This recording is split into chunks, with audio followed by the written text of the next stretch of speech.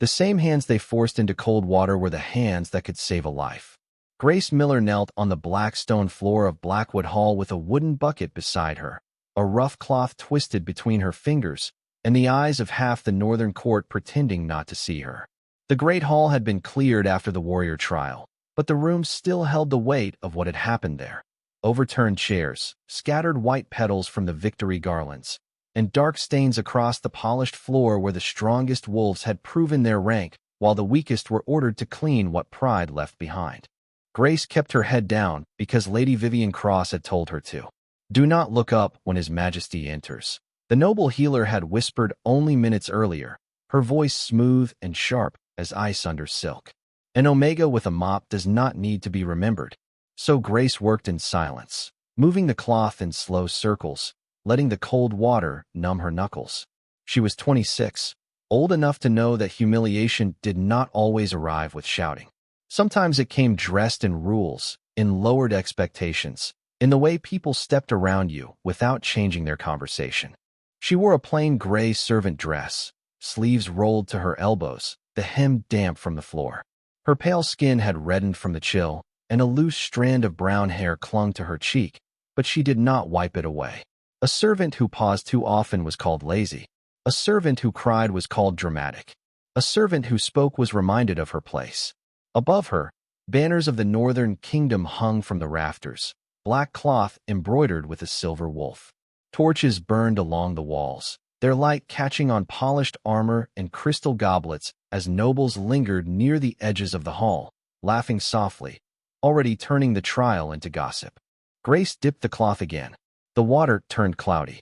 She pressed it to the stone, and then she felt it. Not pain, not fear. A small thread of warmth beneath her palm, gentle as breath against a window in winter. She froze.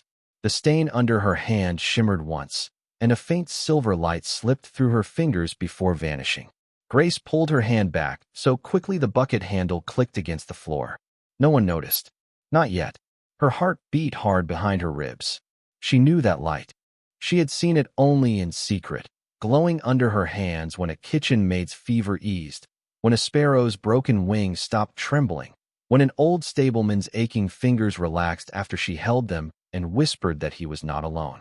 She had spent years hiding it because gifts did not protect girls like her. Gifts made people curious. Curiosity made people afraid.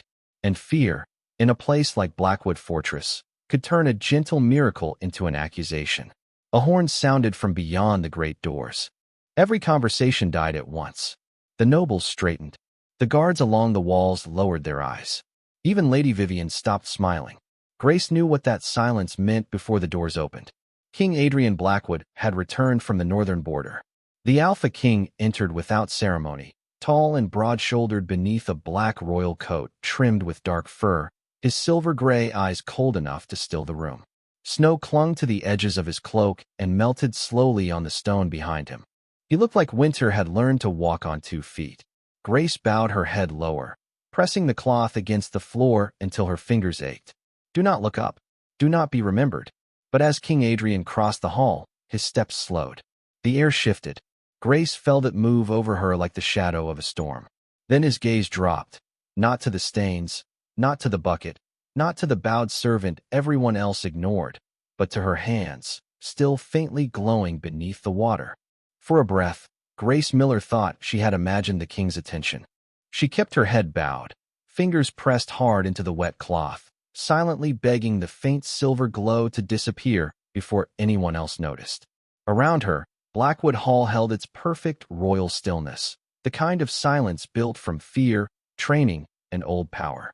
King Adrian Blackwood had crossed half the northern territories before dawn, yet he stood with the stillness of a mountain, snow melting from the hem of his dark cloak while every noble waited for him to speak.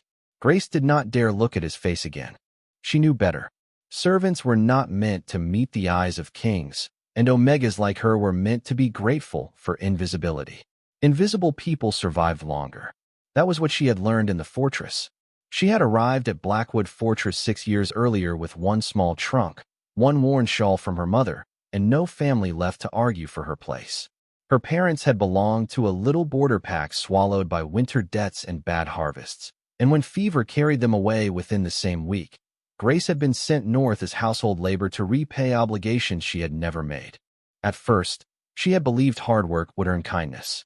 She woke before sunrise, carried laundry through stone corridors, polished brass handles until her wrists ached, and washed healing cloths behind the infirmary where the water froze thin at the edges in winter.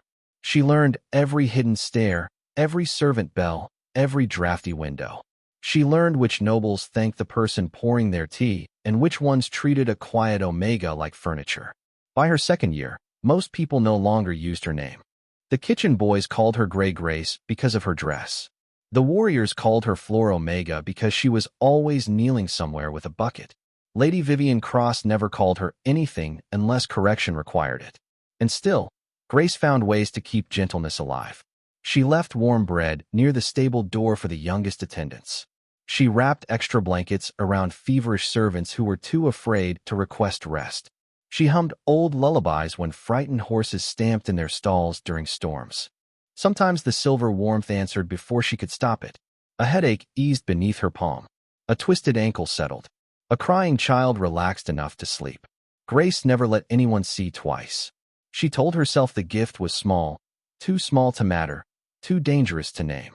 Healing belonged to noble bloodlines, trained priestesses, and court-approved healers like Lady Vivian, not an Omega with cracked hands and a servant's apron. The scrape of fine shoes against stone brought her back to the hall. Lady Vivian stepped into the king's path, radiant in pale blue silk, her white blonde hair pinned beneath a silver comb shaped like a crescent moon. "Your Majesty," she said, smoothly placing herself between Adrian and the servant on the floor, "you must be exhausted from the border. I have prepared a restorative tonic for you." Adrian's gaze did not move from Grace's hands. Later, one word, quiet and cold. Vivian's smile tightened so quickly most would have missed it. Grace felt it like a draft under a door. The king had seen too much. The cloth in her hand trembled. A drop of water slid from her fingers onto the black stone, and where it fell, the silver light flickered again, soft as moonlight caught beneath ice. This time, Adrian took one step closer. King Adrian Blackwood stopped close enough that Grace could see the dark leather of his boots at the edge of her lowered vision. They were dusted with road salt from the northern passes, and a thin line of melting snow traced the seam near one heel. It was such an ordinary detail for such an impossible man that it steadied her for half a second. Then Lady Vivian spoke again, softer this time, which somehow made the warning sharper. "Your Majesty, the floor has not been properly cleaned. Please allow the servants to finish before you cross farther." Servants. Not Grace. Never Grace. Adrian's eyes lifted from the faint glow beneath the water to Vivian's polished face. Is there a reason this servant was ordered to clean the hall alone after a royal trial? The question moved through the room like cold air under a locked door. Several nobles looked away. One of the senior stewards shifted his weight, but said nothing. Vivian gave a graceful little smile, as if the answer were too simple to trouble a king. "Discipline, Your Majesty. The lower ranks must learn usefulness. An Omega without a proper wolf needs structure, or pity will ruin her." Grace felt the words land in the familiar places. Without a proper wolf. Lower rank. Pity. She kept her hands still, but the silver light dimmed as if shame itself had covered it. Adrian noticed. His jaw tightened, not with open anger, but with something quieter and more controlled. The kind of restraint that made the whole court listen harder. And who decided she was without use? Vivian blinked once. The court records, of course. She has no confirmed healing license, no noble sponsor, no lineage worth noting. Grace swallowed. Her lineage had once meant bedtime stories by a low fire, her mother brushing flour from her cheek, her father laughing as he taught her how to stack wood against a storm. It had not meant seals, titles, or court approval. It had meant being loved before the world taught her love could be taken away. A sound came from the far side of the hall, a chair scraping too quickly, followed by a low murmur of concern. Captain Rowan Hale, commander of the King's Northern Guard, stood near the training dais with one hand braced against the table. He had been praised all morning for enduring the final ritual of the warrior trial, a ceremonial test of loyalty and stamina that left even strong wolves pale with exhaustion. Now the proud captain's face had gone gray beneath the torchlight, and his breath came unevenly, as if each inhale had to climb a hill. Two guards moved toward him, but Lady Vivian's hand rose, stopping them with a calm that felt too practiced. "He is simply tired," she said. "The captain is dramatic after ritual strain. Give him air." Rowan tried to straighten.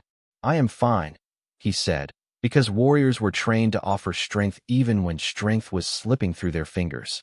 Grace knew that look. She had seen it in stable hands who worked through fever, in kitchen girls who smiled while their bodies shook from hunger, in old servants who had pain because rest was a privilege. Her own fear became smaller than his need. She set the cloth aside. Vivian's gaze snapped down.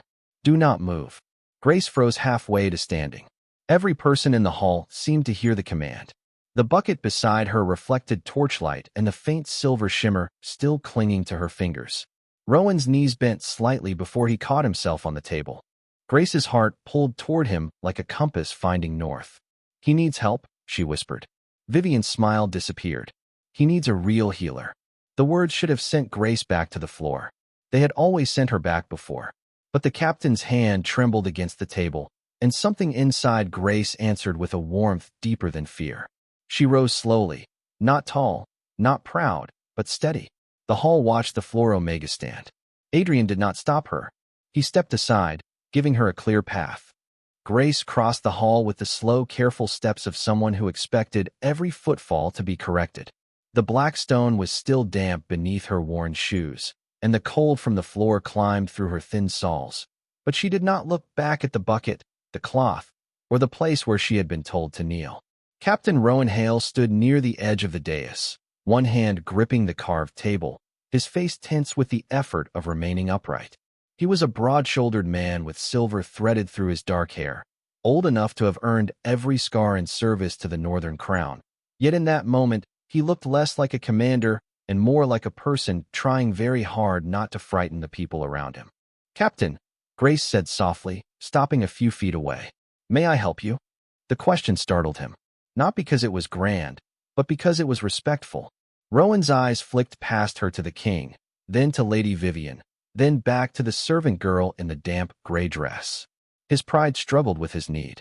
Finally, he gave one small nod. Grace moved closer. Vivian's voice cut across the hall. "Do not touch him." Grace's hands paused in the air.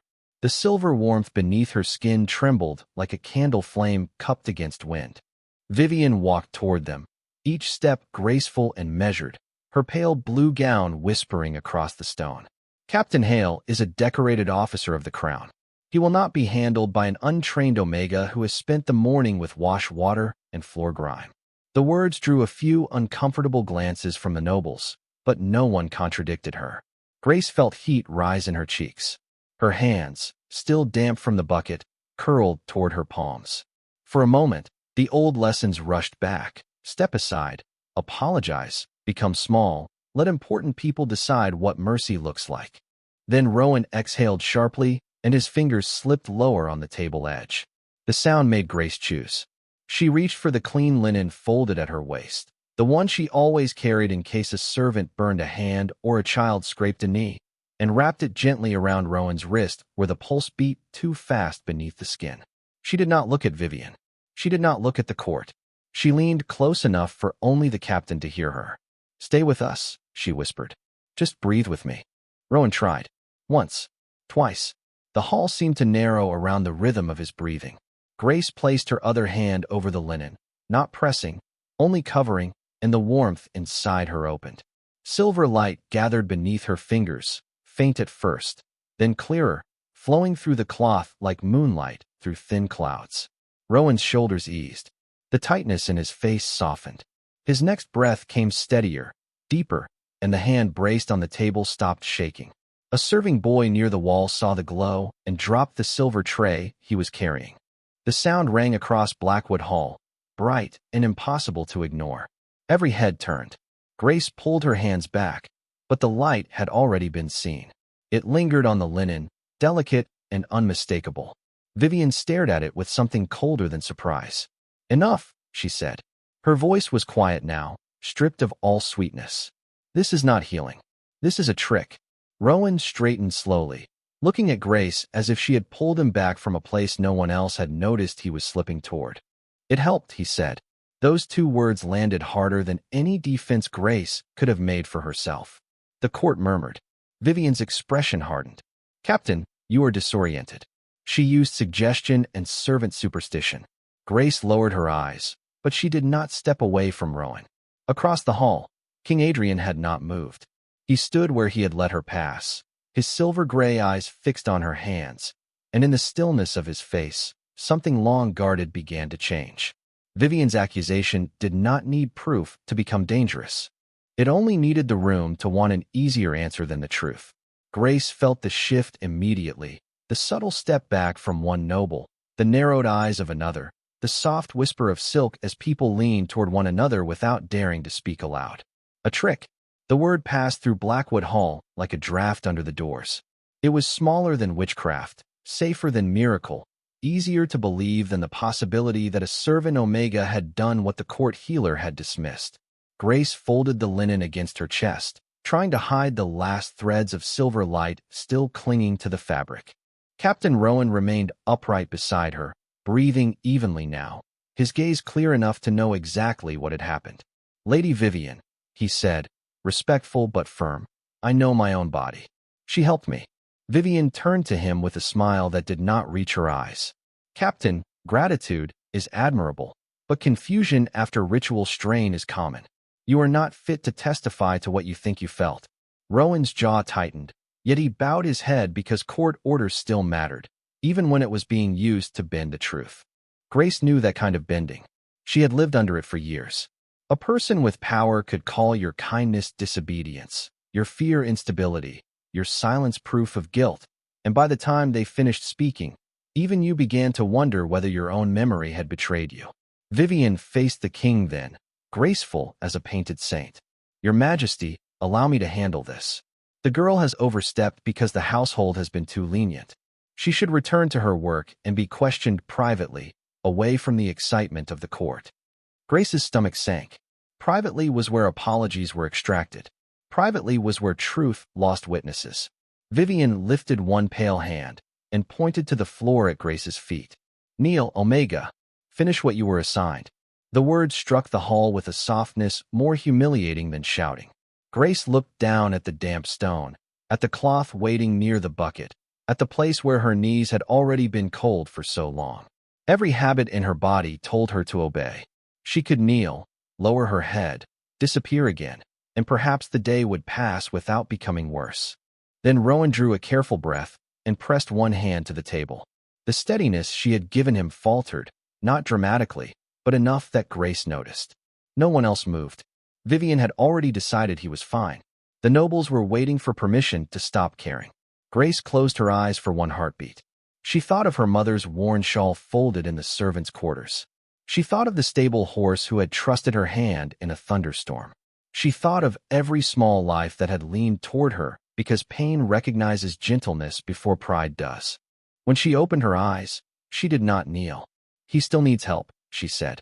Her voice was quiet, but in the hush of the hall, it carried. Vivian's face went still. "You forget your place." Grace's fingers trembled around the linen. "No," she whispered. "I remember it. My place is beside someone who is hurting."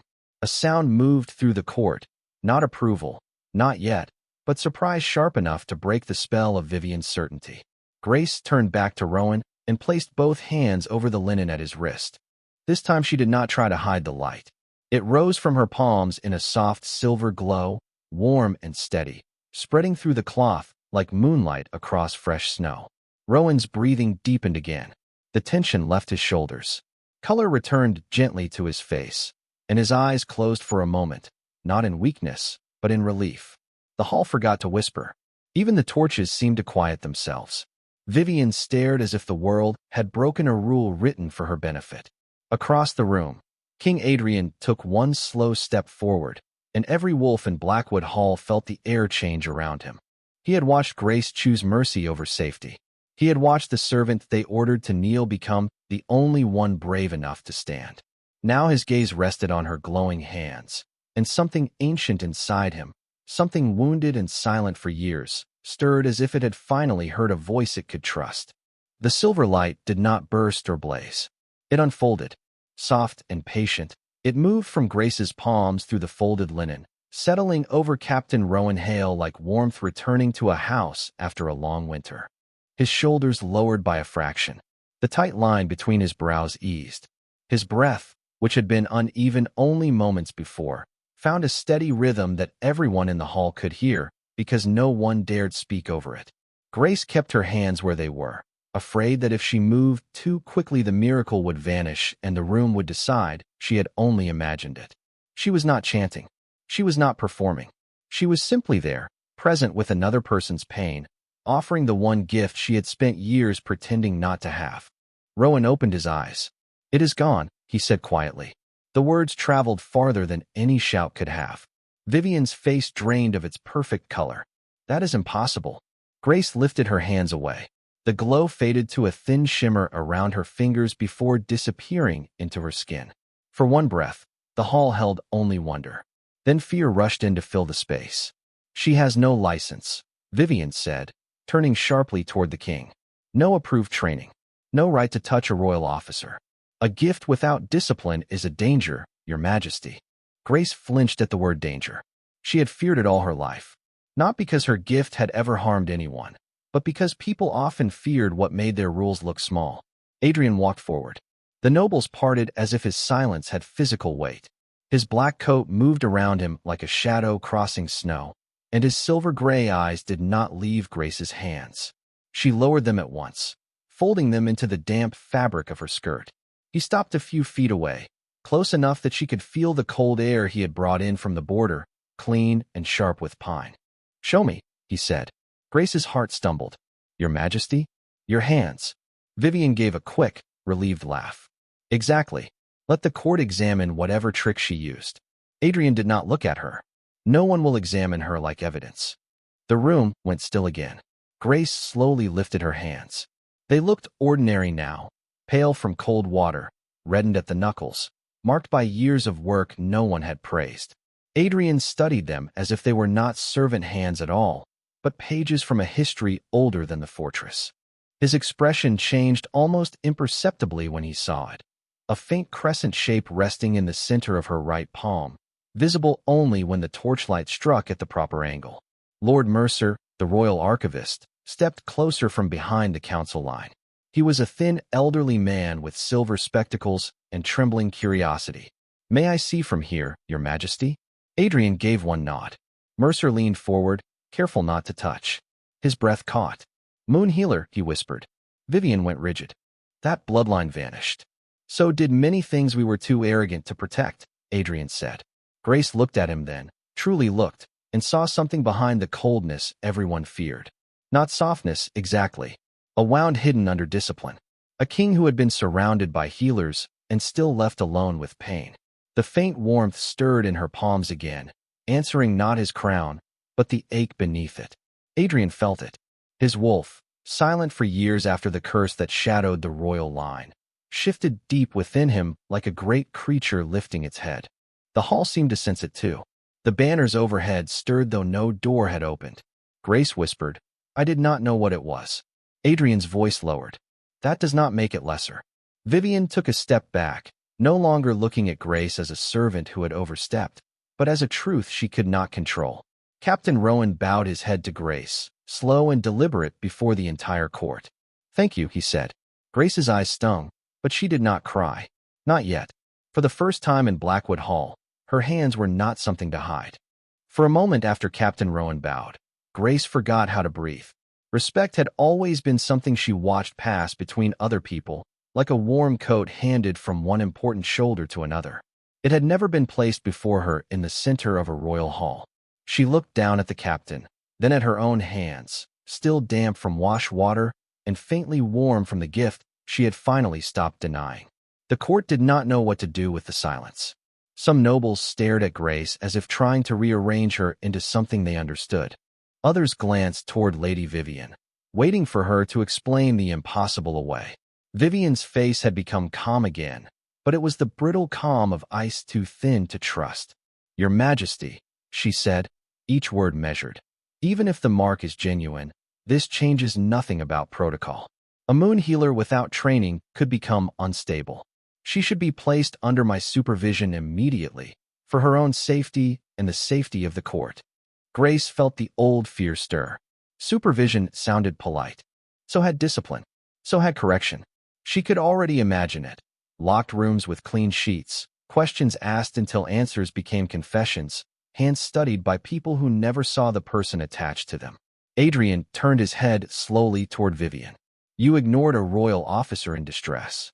Vivian's lips parted. I assessed the situation. You dismissed him. The words were quiet, but they landed with finality. Grace Miller saw what you chose not to see. Hearing her full name in the king's voice made Grace's chest tighten. Not Flor Omega. Not servant. Grace Miller. A person with a name that could be spoken before witnesses.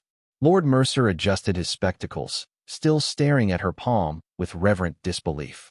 If the bloodline survived through common houses, it would explain why the records went silent. The old texts say moon healers often hid among ordinary families after the northern purges. A hush followed that word, not because anyone wished to discuss old cruelty in a shining hall, but because history had a way of returning when buried too carelessly. Vivian's eyes flickered. Old texts are often romantic nonsense. Adrian did not answer her. He looked at Grace instead. Did anyone teach you? Grace shook her head. No, Your Majesty. It just happened when someone was hurting. And what did you do when it happened? Her voice trembled, but she forced it forward. I helped if I could. Then I hid it. Why? Grace looked across the hall, at the nobles in velvet and silk, at the stewards who had washed without seeing her, at Vivian's perfect posture. Because gentle things are easy to crush when powerful people decide they are inconvenient. No one moved. Even Grace seemed surprised by the honesty of her own words. Adrian's expression did not soften, but something in the cold around him shifted, making space for her truth. Then his right hand tightened slightly at his side. Only Grace noticed the brief strain crossing his face. The curse under his skin had stirred with the royal wolf. An awakening did not come without pain. He hid it almost instantly, the way rulers hide anything enemies might use. But Grace had spent a lifetime reading pain in people who claimed they were fine. She stepped closer without thinking. Vivian's voice sharpened. Do not presume to touch the king. Grace stopped, fear catching her at the edge of action. Adrian looked at her hands, then at her face. Do you wish to help? He asked. The question held no command. Grace swallowed. Yes. Then the choice is yours. Slowly, Grace reached for his wrist, stopping just before contact so he could refuse. He did not. When her fingers rested lightly against his sleeve, silver warmth bloomed between them, and for the first time in years, the shadowed ache in the Alpha King's blood went quiet. The quiet that followed Grace's touch felt different from every silence that had come before it. It was not the silence of fear or judgment, or a room waiting for someone powerful to decide what truth would be allowed to survive.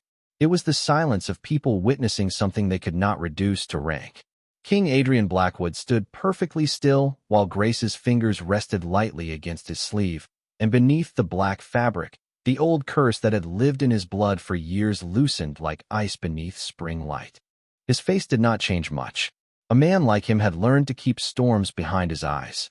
But Grace felt the shift through her hands, the sharp ache fading, the restless shadow quieting, the royal wolf inside him lifting its head not in warning, but in recognition. The silver glow brightened around her fingertips, gentle and controlled, tracing the faint crescent in her palm until Lord Mercer drew a shaken breath. The mark is responding to the royal line, he whispered. Vivian stepped forward quickly, losing the graceful distance she had kept all night. This is unsafe. Your Majesty, she is influencing you.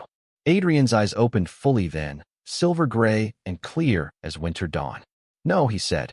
For the first time in years, something is not influencing me. The words struck the court harder than any command. Grace released his wrist at once, afraid she had overstepped, but Adrian did not step away from her. He turned toward the assembled nobles, and the cold authority around him settled into place. Not harsh, not cruel, simply immovable. Captain Hale was in need, he said. Lady Vivian dismissed him. Grace Miller helped him. Vivian's face tightened. I acted according to court protocol. Then court protocol mistook pride for wisdom. No one breathed. Grace stared at the floor, not from shame this time, but because the room was changing too quickly for her heart to follow. A few hours earlier, she had been ordered to scrub stone while others stepped around her. Now the Alpha King was speaking her name before the northern court as if it belonged in the hall. Adrian looked toward the bucket still sitting near the center of the floor, the damp cloth folded beside it, the cold water reflecting silver candlelight. Who ordered her to kneel there alone? The question moved through the servants first. A young maid near the side doors swallowed hard, then lifted her trembling hand. Lady Vivian did, Your Majesty. She said Miss Miller needed to remember her station. Vivian turned sharply. You misunderstand. Another servant spoke before fear could stop him. She also said no one was to assist. The court murmured. Grace's throat tightened, not because the words surprised her, but because someone had finally said them where they could not be swept away. Adrian removed the dark fur-lined cloak from his shoulders.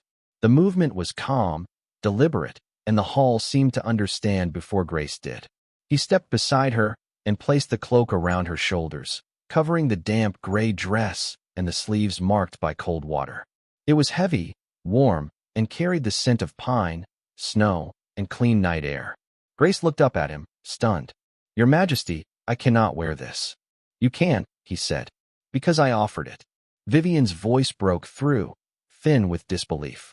She is a servant. Adrian's gaze did not leave Grace. She is a healer. Then he turned to the court. And from this night forward, no one in my fortress will use shame to hide a gift that saved a life. Captain Rowan bowed again, deeper this time. Lord Mercer followed. Then the young maid. Then one guard. Then another, until the hall that had watched Grace kneel now watched itself learn how to honor her standing. The bowing did not happen all at once.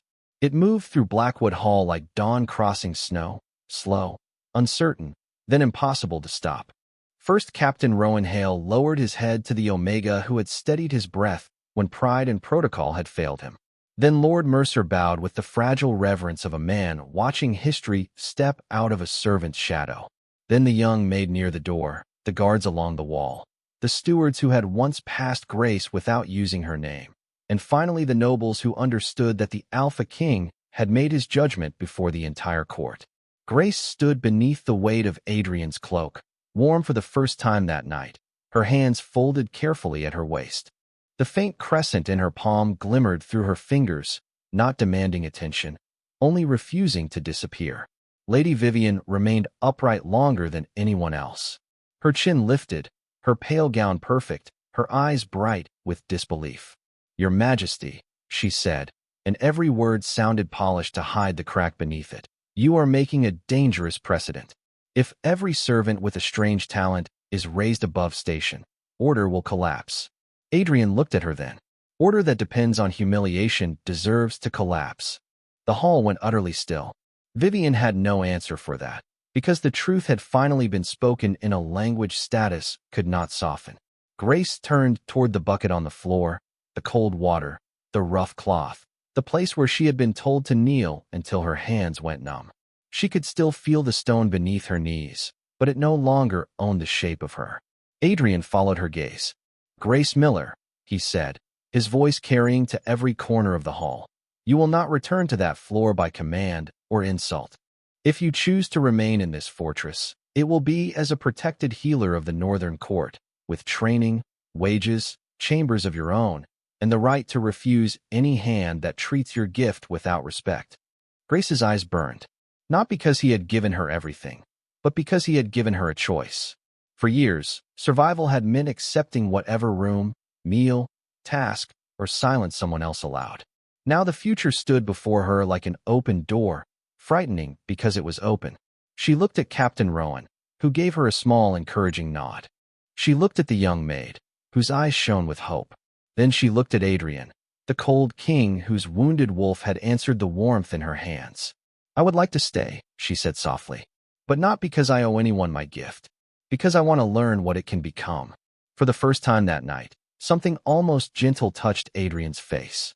Then the court will honor that. Grace lifted the edge of his cloak from her shoulders, intending to return it, but when her fingers brushed his wrist, silver light bloomed between them again. This time the glow rose higher, threading softly around the crescent in her palm, encircling the faint, dark mark at his pulse. Adrian inhaled once, quiet but unguarded. Deep within him, the royal wolf settled, not asleep, not wounded, but calm. Lord Mercer whispered, "The moon healer does not only mend flesh. She restores what the curse separated." Outside, wind swept against the tall windows, and the storm clouds above the fortress opened to reveal a clean northern moon. Its light poured across the hall, over the bucket, the banners, the bowed heads, and the woman who had been called Flor Omega until her hands reminded a kingdom what mercy could do. Grace did not know what waited beyond that night. Training, questions, danger, perhaps a destiny too large to understand. But as Adrian stood beside her, not claiming her, not commanding her, only guarding the space where she could finally stand, she felt the truth settle into her bones. The world had mistaken gentleness for weakness. Now the North would learn the difference.